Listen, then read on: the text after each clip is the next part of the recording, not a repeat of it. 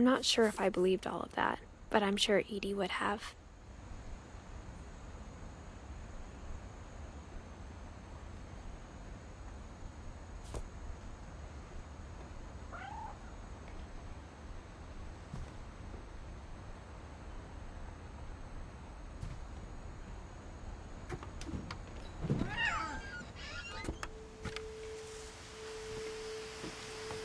This will be obvious later, but my mom never told me any of these stories. Edie would have, but Mom didn't like bringing up the past. Though, when we adopted a stray kitten, she was the one who named it Molly. I spent a lot of time in Great-Grandma Edie's room.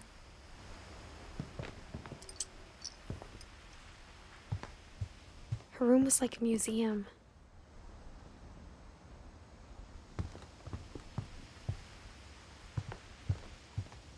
Even in her 90s, sometimes Edie seemed a lot younger than my mother. The only trace Grandpa Sam's first wife Kay left on the house was the pink bathroom.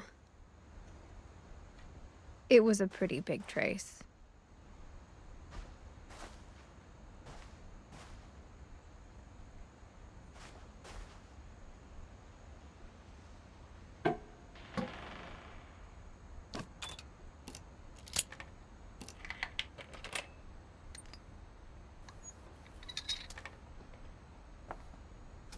There's a secret in this bathroom.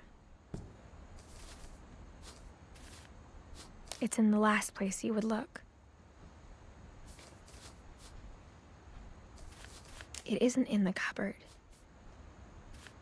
It's hidden in this book.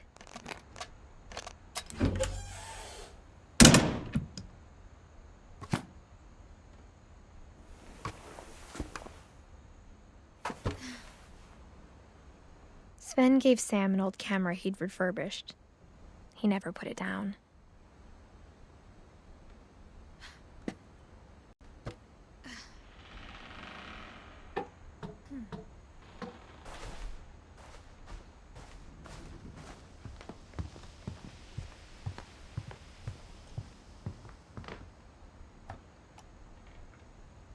For 500 years, the Finches have been famous throughout Norway for their fortune. And misfortune.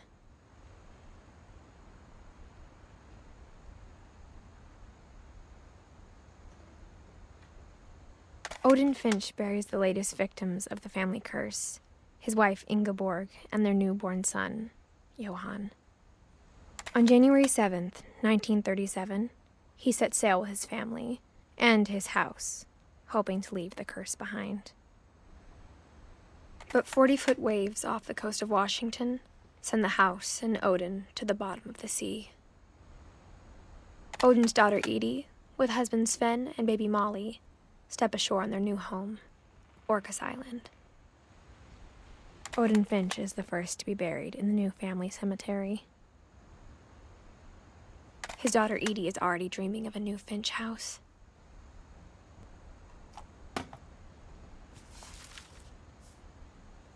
Whatever's wrong with this family, it goes back a long ways.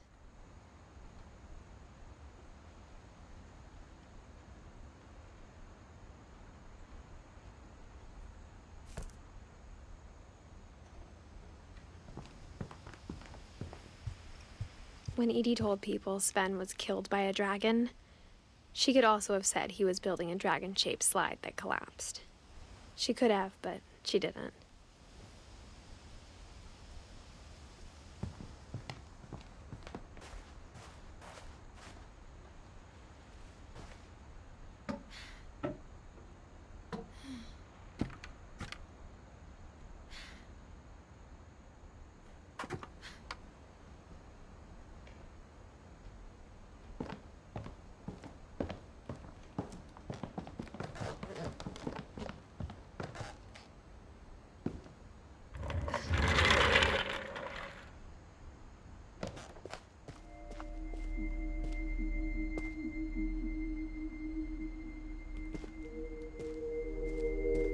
I knew Grandpa Sam had a twin,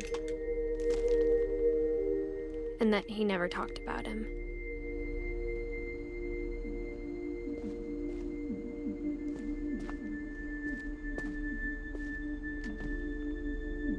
I guess my grandpa didn't like history any more than my mom did.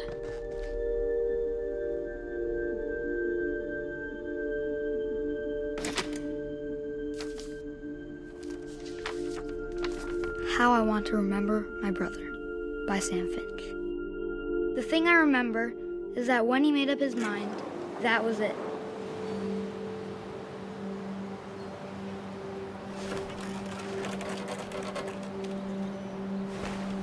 My brother said he'd die before he ate another mushroom, and he did.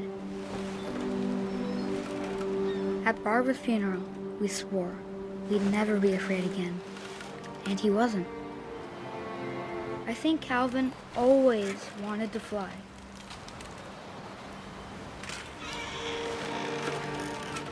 Sam! Calvin! Dinner's ready! Coming! But that day, he finally made up his mind to do it. I told him going around was impossible.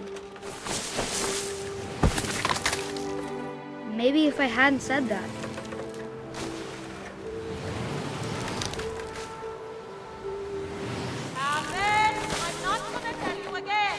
maybe if the wind hadn't picked up, then maybe he'd still be here. But I doubt it. I think he'd already made up his mind. That's what I want to remember about my brother.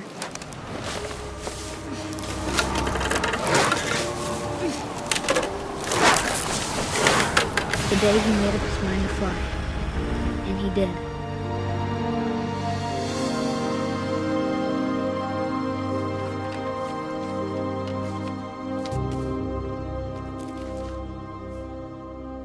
Calvin's story felt strangely familiar.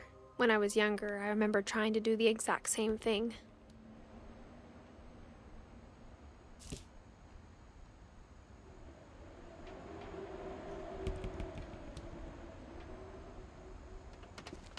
After the funeral, Edie roped off Calvin's half of the room.